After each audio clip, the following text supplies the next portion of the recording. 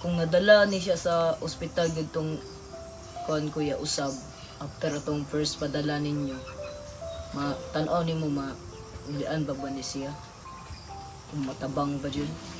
Kung nadala gid siya atong, di ba, gidala nimo una, Di. kaya natabang sa ato.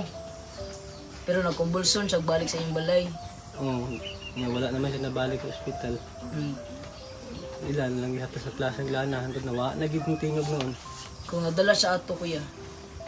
Marang maulian ba nga siguro siya ato kay Hmm. kuan man may siya diferensya sa lawas. So ato si ang utok lagi siguro niya may naipiktahan sa ilang paghaplas-haplas o hilot. Hmm. Mang nawala yung tingog ba? Ano to? Sakto man yan, makakusog na siya makaon. Hmm. Mahilak, makatawa. Hmm. Pero yung tingog wala, dili na kasi kabalo may istorya. Hmm. Ang tingala kayo kung kusog mahilak, kusog makatawa. Kaon. Sakto tulog siya. Di naman kabalo may istorya. Ano na yung bataan niya nga?